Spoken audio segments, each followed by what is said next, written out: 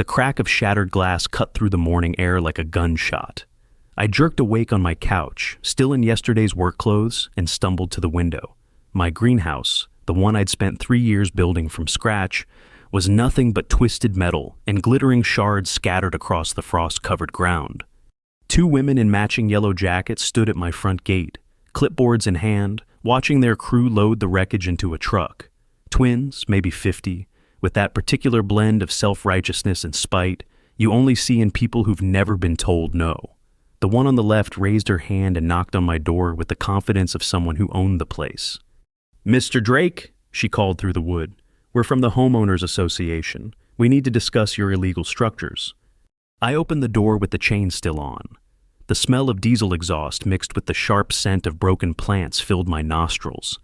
These weren't just my vegetables they'd destroyed. 3 generations of heirloom tomatoes. Peppers my grandfather brought from Mexico in 1962. Gone. "I'm Carol Blackstone," the left twin announced. "This is my sister Kara. We're the new co-presidents of your neighborhood association." "You just destroyed $8,000 worth of property," I said, my voice steady despite the rage building in my chest. "Actually," Kara smiled, pulling out a thick folder, "we removed illegal commercial structures from residential property.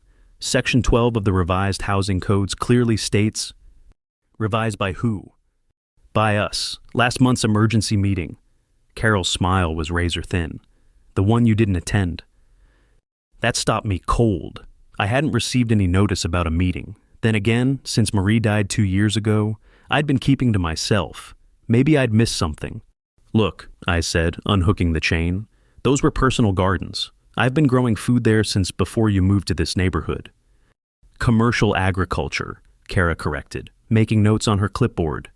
"We have reports of you selling vegetables to local restaurants.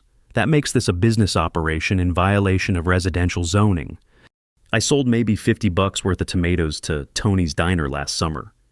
"Commercial activity," both women said in unison, like they'd rehearsed it. Behind them, their cleanup crew was loading the last of my greenhouse frames into their truck. The older man operating the forklift caught my eye and shook his head slightly.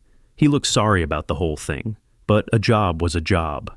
"What's this really about?" I asked. Carol handed me a legal document. "Mr. Drake, you're being fined $2,000 per day until you bring your property into compliance. Additionally, you'll be charged for professional remediation of your land." She pointed to the devastation in my yard. "That'll be $12,000 for the cleanup you're watching right now." My hands went numb. $20,000. I lived on a fixed pension from 30 years working construction. My savings had gone to Marie's medical bills before she passed. "This is insane," I said. "I need to call my lawyer." "You have 72 hours to pay the initial fine," Kara added cheerfully. "After that, we initiate foreclosure proceedings." The twins walked back toward their truck, heels clicking on my gravel driveway in perfect synchronization. I watched them climb into a pristine white SUV and drive away, leaving nothing but the smell of diesel and the sound of my neighbor Frank's phone camera still recording from across the street. I pulled out my wallet and found the old business card I'd been carrying for 15 years. Faded white cardstock with the federal seal embossed in the corner. Jim Drake, Special Agent, Agricultural Land Disputes Division. A job I'd left behind when Marie got sick, trading the badge for a quiet life growing things instead of investigating people who destroyed them. Maybe it was time to remember how to be someone else. The diesel smell still hung in the air when I walked back inside, my boots crunching on greenhouse glass that had blown onto the porch. I needed coffee and I needed to think, but mostly I needed to understand how 2 women I'd never seen before had just stolen my life's work in broad daylight. I called the county office first. The receptionist put me through to code enforcement after I explained the situation.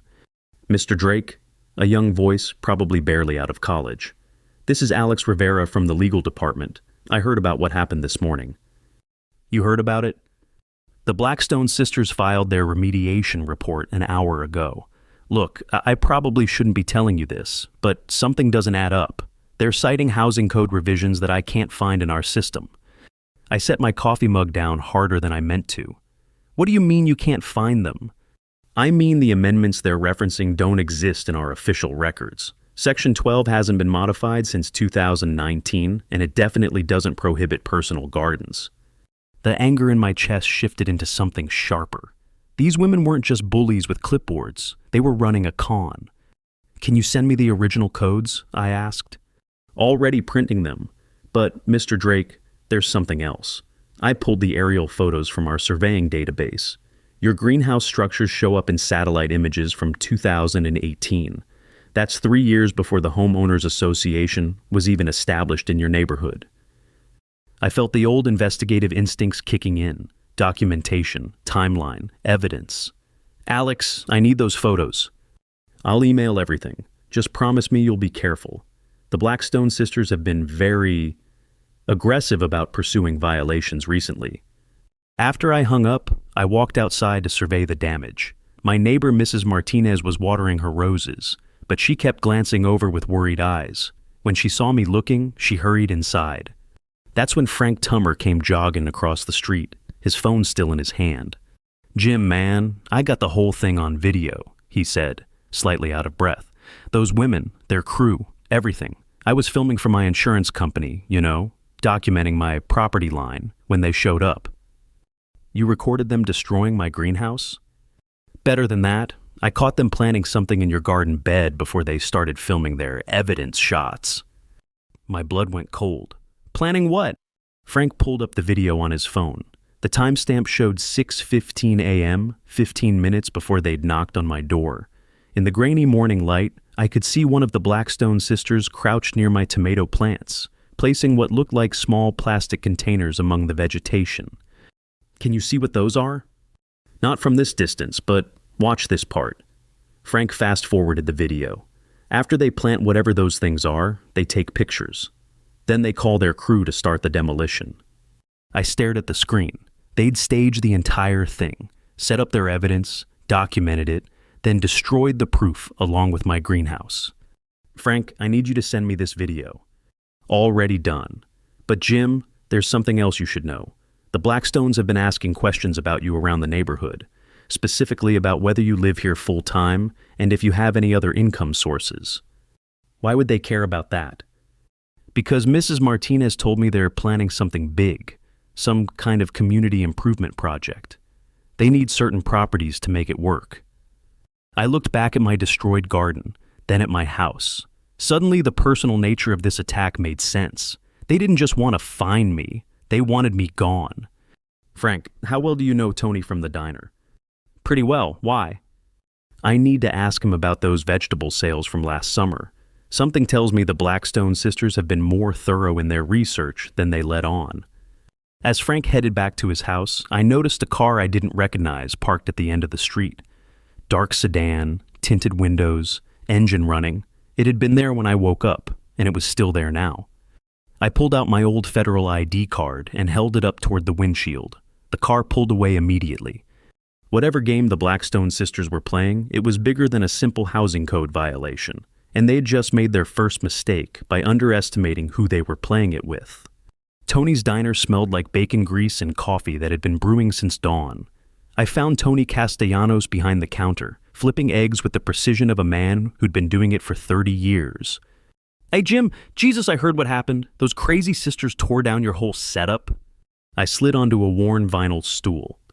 "Tony, I need to ask you about those tomatoes I sold you last summer. Do you remember how much?" He paused mid-flip. "Sure, maybe $40-50 total. Why?" "The Blackstone sisters are claiming it was commercial agriculture. They're saying I was running an illegal business." Tony's face darkened.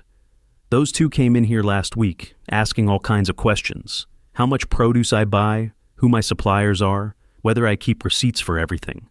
He lowered his voice. "Jim, they weren't asking like customers. They had notebooks, like they were building a case. The pieces were clicking together. They'd been planning this for weeks, maybe months. Gathering evidence, setting up their narrative, waiting for the right moment to strike." "What else did they ask?" "Whether you'd ever mentioned selling to other restaurants, whether you had any kind of business license, real specific stuff." Tony set down his spatula and leaned closer. "But here's the thing that bothered me. They already knew the answers. They were asking questions like they wanted me to confirm what they had already figured out." I felt that familiar chill you get when you realize you're not just being attacked, you're being hunted.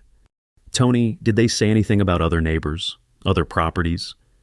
Funny you ask. They wanted to know about Mrs. Martinez too, something about her rose bushes, and old Pete Wilson's woodworking shop in his garage. A pattern was emerging. The Blackstone sisters weren't just targeting me, they were systematically going after anyone who used their property for anything beyond basic residential living. The question was why. I thanked Tony and drove to the county office, where Alex Rivera was waiting for me with a manila folder thick enough to choke a horse. "Mr. Drake, we need to talk privately," he said, glancing around nervously. "What I've found is going to sound crazy, but I've triple-checked everything." He led me to a small conference room and spread documents across the table. Aerial photos, housing codes, property records, and what looked like financial statements. First, the good news. Your greenhouse was completely legal. The codes the Blackstone sisters cited literally don't exist. But here's where it gets interesting. He pulled out a land survey map. Look at this. The map showed my neighborhood with various properties highlighted in yellow. My house, Mrs. Martinez's rose garden, Pete Wilson's garage, and 6 other homes were marked. What am I looking at? Every property that's been targeted for violations in the past 3 months. Now, look at this. He overlay a second map showing planned commercial development. These are the exact same properties a development company wants to purchase for a new shopping complex. My stomach dropped. Which development company? Alex pulled out a business registration document. Blackstone Holdings LLC, incorporated 6 months ago. Co-owners Carol and Kara Blackstone. The sisters weren't just HOA presidents. They were real estate developers using their authority to force out homeowners whose properties they needed for their project. "There's more," Alex continued. "I found records of similar tactics in 3 other counties. The sisters move into a neighborhood, get elected to HOA leadership, then create violations that force property sales. Always the same pattern, fines so high people can't pay, followed by foreclosure proceedings." "How is this legal?" "It's not, but it's hard to prove unless someone fights back. Most people just sell rather than face bankruptcy." I stared at the documents, feeling the old federal agent awakening inside me. These women had picked the wrong mark. They wanted to play hardball with someone who'd spent 15 years investigating agricultural fraud, someone who knew exactly how to build a case that would destroy them. "Alex, I need copies of everything, and I need one more favor." "Name it." "I need you to call a friend of mine at the FBI. Tell him Jim Drake needs to talk about interstate real estate fraud." Alex's eyes widened. "FBI?" I pulled out my old federal ID. Some skills you never lose, and some people really shouldn't have messed with my tomatoes. As we gathered the documents, my phone buzzed with a text from an unknown number. "Mr. Drake, we know you're investigating us. Stop now or face consequences." I showed Alex the message and smiled for the first time since this morning. "Consequences?" I said out loud. "Ladies, you have no idea what consequences look like." The threat text was still glowing on my phone screen when my neighbor Mike Callaghan knocked on my door that evening. Mike had been my go-to contractor for years, helped me build half the structures on my property, including the greenhouse foundation that was now rubble in my yard. "Jim, we need to talk," he said, but something in his voice made my chest tighten. I let him in, expecting sympathy, maybe an offer to help rebuild. Instead, Mike stayed standing by the door, his work boots scuffing against my floor. "The Blackstone sisters came to see me today," he said, without looking at me. "They're offering me a contract to remediate several properties in the neighborhood. Good money, steady work through the winter." The words hit me like cold water. "Mike, you know what they did here was illegal, right?" "That's just it, Jim. They showed me documentation, permits, violations, the whole thing. It all looked official." He finally met my eyes. "They also showed me photos of your operation. Those weren't just tomatoes you were growing, were they?" "What are you talking about?" Mike pulled out his phone and showed me a photo. It was my greenhouse, but the image had been altered. What should have been vegetable plants now looked like rows of suspicious greenery that definitely wasn't tomatoes. "This is fake," I said immediately. "Mike, you know me. You know what I was growing." "I don't know what to believe anymore," he said, backing toward the door. The sisters said you've been under federal investigation. Something about agricultural fraud and illegal substances. They said that's why your greenhouse had to be destroyed so quickly. My blood ran cold. They'd gotten to Mike with doctored evidence and lies about federal investigations. Worse, they'd made him doubt 15 years of friendship. Mike, listen to me. I'm sorry, Jim. I can't get involved. I've got a family to think about. He opened the door. The sisters asked me to testify about the commercial nature of your operation, about the equipment you had me install, the irrigation systems, the grow lights. After he left, I sat in my kitchen staring at the documents Alex had given me. The Blackstone sisters were better at this than I'd given them credit for. They weren't just running a real estate scam. They were conducting a sophisticated character assassination campaign. My phone rang, unknown number. Mr. Drake, this is Judge Eleanor Hayes. I understand you've been asking questions about housing code violations in your neighborhood. Your Honor, yes. I believe there's been some irregularities. Mr. Drake, I'm calling as a courtesy. The Blackstone sisters have filed for an emergency hearing tomorrow morning. They're seeking an immediate restraining order against you for harassment and intimidation. That's impossible. I haven't done anything.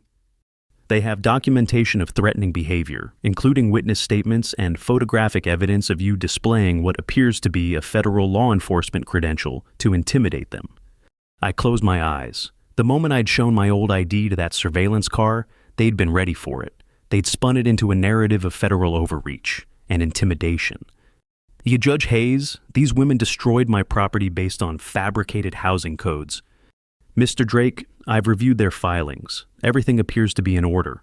The emergency hearing is at 9 a.m. tomorrow. I suggest you bring legal representation. After she hung up, I walked outside to clear my head. The evening air still carried the faint smell of diesel and broken dreams. Mrs. Martinez was bringing in her mail, but when she saw me, she hurried inside without her usual wave. That's when I noticed the new signs that had appeared throughout the neighborhood while I was at the county office. Community Safety Alert. Report suspicious activity. Each sign included a phone number and a reminder that neighborhood vigilance protects property values. Frank Tummer jogged over from across the street, but his friendly demeanor from this morning was gone. Jim, I need to ask you something, and I need you to be straight with me. What is it, Frank? Carol Blackstone showed me video footage of you threatening her sister this morning. Something about federal consequences and people not knowing what they were dealing with. I realized they'd been recording our entire conversation at my front door. Every word I'd said in anger had been captured and edited to make me look like the aggressor. Frank, they destroyed my greenhouse based on fake housing codes. They're running a real estate scam to force people to sell their properties. That's a pretty serious accusation, Jim. You have proof? I started to tell him about the documents, about Alex Rivera's findings, about the pattern of fraud in other counties. But I could see in his eyes that the doubt was already planted. The Blackstone sisters had poisoned the well before I'd even known there was a fight. The thing is, Frank continued, they're offering to buy my property at above market value. Said the whole neighborhood is going to be redeveloped as a family-friendly shopping district. Honestly, it sounds like a good deal for everyone. As Frank walked away, I realized the sisters had played this perfectly. They'd isolated me socially before moving legally. My allies were gone, my reputation was destroyed, and I had less than 12 hours before they put the legal system between us. But they'd made one crucial mistake. They'd threatened someone who'd spent his career building cases against people who thought they were smarter than federal law. I pulled out my old federal ID one more time, not as a threat, but as a reminder of who I used to be. Time to make some calls. The courthouse steps were slick with morning dew when I arrived at 8:30, carrying a briefcase I hadn't opened in 3 years. Judge Hayes had scheduled the emergency hearing in the smallest courtroom, probably expecting a quick rubber stamp on the Blackstone sisters' restraining order. Carol and Kara sat at the plaintiff's table in identical navy suits, flanked by 2 lawyers who looked like they charged more per hour than I made in a month. They'd turned this into a show of force, and I was walking in alone. Your Honor, Carol Blackstone began when Judge Hayes called the hearing to order. We're seeking immediate protection from Mr. Drake's escalating pattern of harassment and intimidation. Their lawyer stood up with a thick folder. We have documented evidence of threatening behavior. including witness statements from multiple neighbors and video evidence of the defendant impersonating a federal officer. I watched them present their case with professional precision. Frank Tummer took the stand and reluctantly testified about my aggressive demeanor and claims of federal authority. Mike Callaghan followed, describing my suspicious agricultural operation and attempts to involve federal agencies in local disputes. They'd turned my investigation into evidence of my guilt. Every step I'd taken to expose their fraud had been reframed as harassment and intimidation. Your Honor, Kara added, Mr. Drake has made it clear he intends to use his claimed federal connections to retaliate against our lawful enforcement of housing codes. We fear for our safety. When Judge Hayes asked for my response, I stood up slowly. Your Honor, I'd like to present evidence that the housing codes these women claim to be enforcing don't actually exist. Objection, their lawyer interrupted. The validity of housing codes isn't relevant to this harassment proceeding. Sustained, Judge Hayes ruled. Mr. Drake, we're here to address your alleged threatening behavior, not housing code disputes. I felt the trap closing around me. They'd chosen the perfect venue, a hearing where the underlying fraud couldn't be discussed, only my reaction to it. Your Honor, I simply ask that you review the documentation I've brought regarding...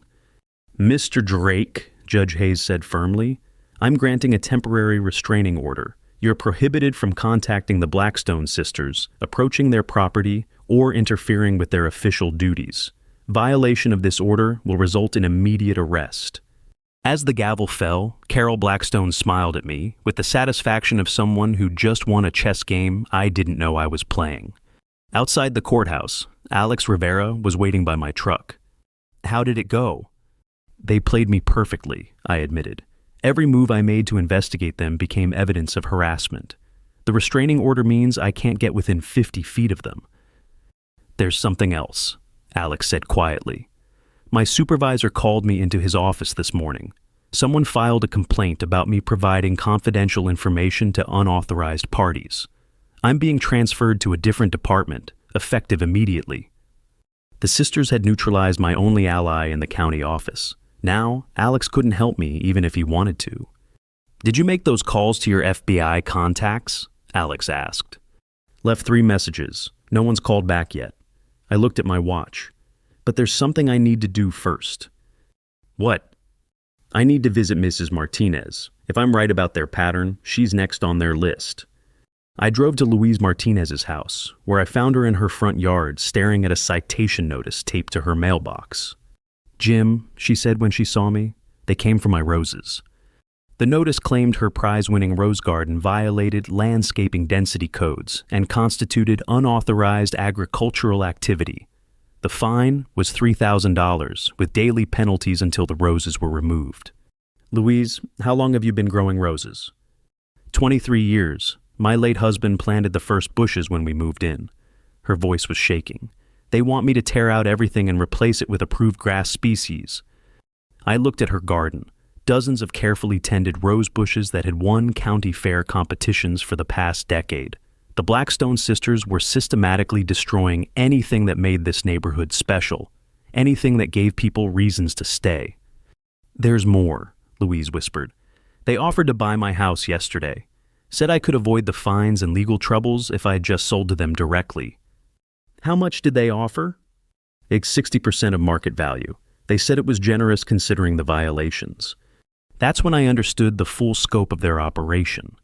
Create fake violations, impose crushing fines, then swoop in with below-market purchase offers that looked like salvation. It was elegant, systematic, and probably legal in the narrow technical sense. My phone buzzed. Text message from the same unknown number. Stop interfering or face federal charges for obstruction of justice. I stared at the message and started laughing. Louise looked at me like I'd lost my mind. Jim, are you okay? Louise, they just made their biggest mistake. I showed her the text. They're threatening me with federal charges. But here's the thing about threatening a federal agent, even a retired one. It means they think federal law enforcement is on their side. I don't understand. I pulled out my old ID card and really looked at it for the first time in years. Not as a weapon or a threat, but as a reminder of resources I'd forgotten I had. It means they don't know I still have friends in very high places, and those friends are going to be very interested in an interstate real estate fraud scheme. As I drove home, my phone finally rang with the call I'd been waiting for. Drake, this is Agent Sarah Chen, FBI Financial Crimes Division. You left some very interesting messages. That's Sarah, thank God you called back. I need to report an interstate fraud operation targeting elderly homeowners. Slow down, Jim. Start from the beginning. I spent 20 minutes walking Agent Chen through everything. The fake housing codes, the pattern across multiple counties, the systematic targeting of properties needed for development. When I finished, there was a long pause. Jim, this sounds personal. Are you sure you're not just angry about your greenhouse? My heart sank. Even my federal contacts thought this was about personal revenge. Sarah, I'm sending you documentation right now. Property records, financial filings, evidence of the same pattern in 3 other states. This isn't personal. It's organized crime disguised as local government. I'll review what you send, but Jim, you need to be careful. If these women have lawyers and restraining orders, you're walking into a mess that could end your pension. After she hung up, I sat in my truck outside Mrs. Martinez's house, watching her stare helplessly at her roses. The Blackstone sisters had built the perfect trap. Anyone who fought back looked like a disgruntled homeowner, angry about legitimate code enforcement. That's when Nancy Gilbert from the city archives called. Mr. Drake, I found something you need to see. Can you come to the office tonight after hours? Nancy, the restraining order. This isn't about the Blackstone sisters directly. It's about the original property deeds for your entire neighborhood. I think someone's been altering historical records. I met Nancy at the archives building after dark. She led me to a basement room filled with filing cabinets that looked older than I was. I've been thinking about what you told me, she said, pulling out a thick folder, about how the sisters claimed authority over properties that predate their HOA. So I went digging into the original land grants from the 1940s. She spread yellowed documents across the table. This is your neighborhood as it was originally platted. Notice anything? I studied the maps. The property boundaries were different from what I remembered. My lot appeared to extend further east, and several neighboring properties had different shapes entirely. Nancy, what am I looking at? Original surveyor's markers from 1947. Your property, Mrs. Martinez's property, Pete Wilson's shop. They're all on what was designated as agricultural preserve land. That designation was supposed to be permanent. Supposed to be? Someone filed paperwork in 2019 to have the agricultural preserve status removed. The paperwork was signed by the county commissioner and approved without public notice. She pointed to a signature at the bottom of the form. But look at this. I leaned closer. The signature read, K. Blackstone, County Land Use Coordinator. Kara Blackstone worked for the county for 6 months in 2019. Just long enough to process the paperwork that removed your agricultural protections and made HOA enforcement possible. Nancy pulled out another document. And here's the really interesting part. The same month she removed the agricultural preserve status, Blackstone Holdings LLC filed incorporation papers to develop commercial property in your area. The pieces were falling into place. Kara had used her temporary county position to legally strip away the protections that would have prevented their HOA scheme. They'd been planning this for years. Nancy, I need copies of everything. Already made them, but Jim, there's something else. I found similar paperwork filed in Henderson County, Douglas County, and Jefferson County. Same pattern, same signatures, same timeline. How many properties? 47 homes across 4 counties. If they succeeded in forcing all those sales at below market prices, we're talking about a $12 million fraud operation. I stared at the documents, feeling the old investigative fire burning in my chest. This wasn't just about my greenhouse anymore. This was about dozens of families who'd been systematically robbed of their homes through legal manipulation. My phone rang. Agent Chen. Jim, I just got off the phone with fraud units in 3 other states. You were right. The Blackstone sisters have been running this scam for at least 5 years. We're opening a federal investigation. What do you need from me? Everything you've got. But Jim, we need you to be patient. Building a federal case takes time, and we can't have you interfering with their operation while we gather evidence. Sarah, they're destroying people's lives while you build your case. Mrs. Martinez is about to lose her home. I understand, but if you keep pushing, they'll know we're onto them. Federal investigations require... I hung up. Federal investigations required patience I didn't have.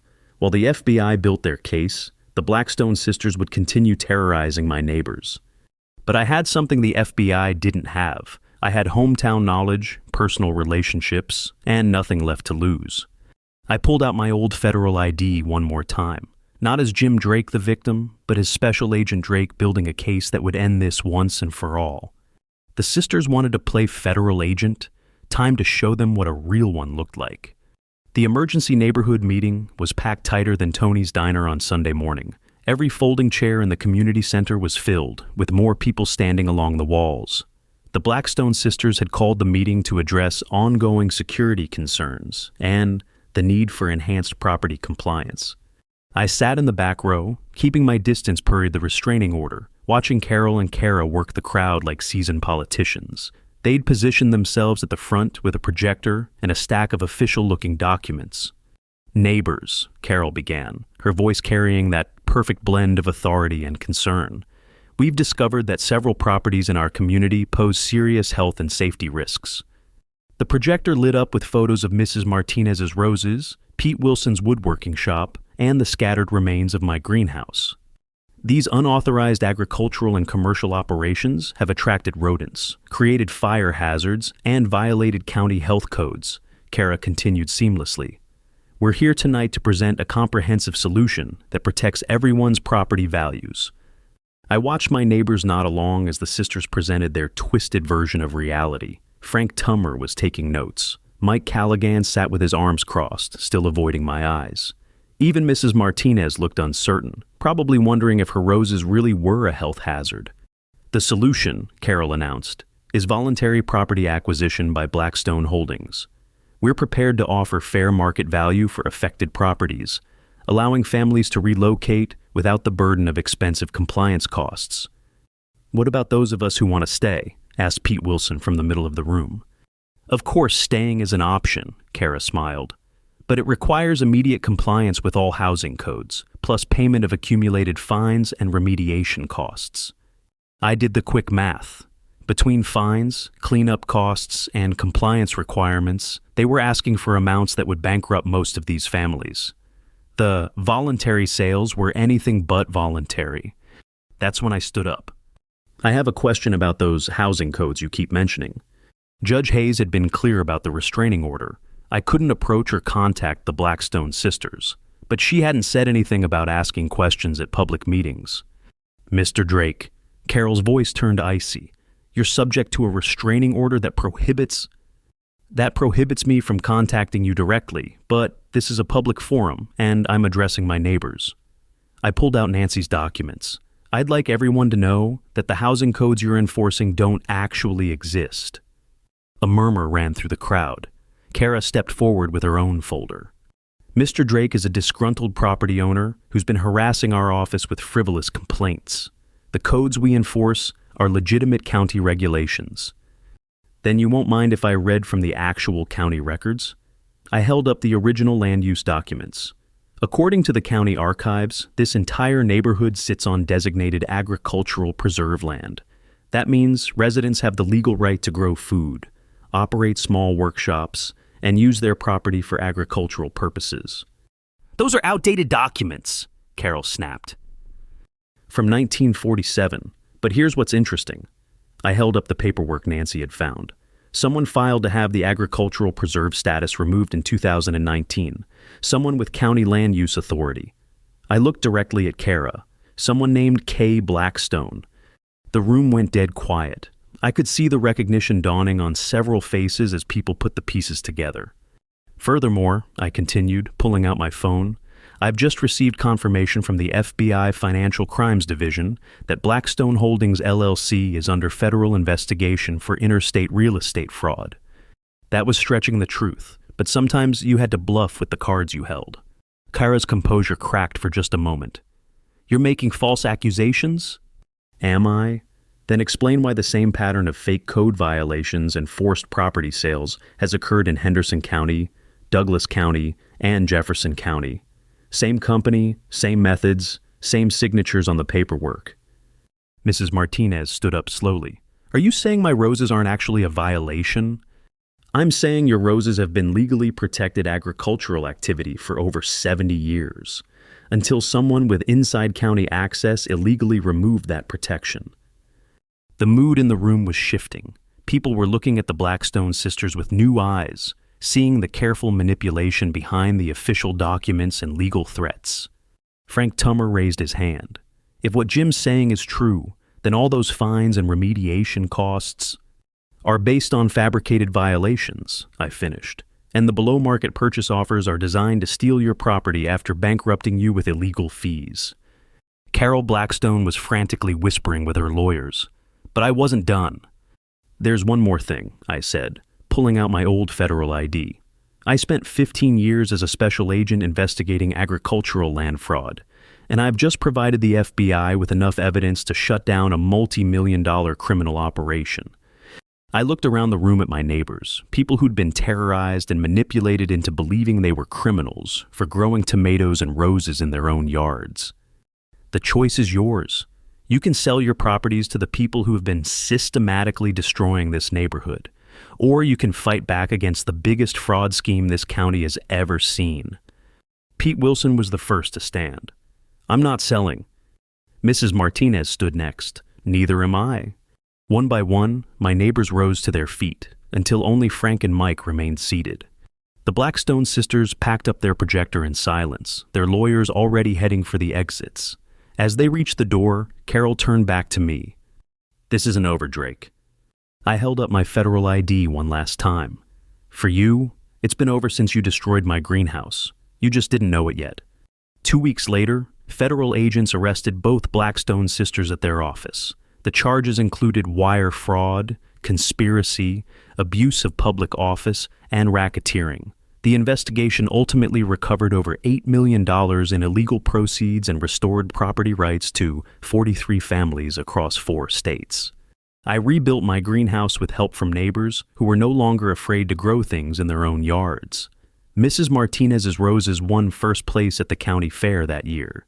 Pete Wilson opened a legitimate woodworking business with proper permits and community support. But the real victory wasn't legal or financial. It was sitting on my porch on summer evenings, watching kids play in yards where families had chosen to stay and fight instead of running from bullies with clipboards. Sometimes the best way to grow something beautiful is to refuse to let anyone tear it down.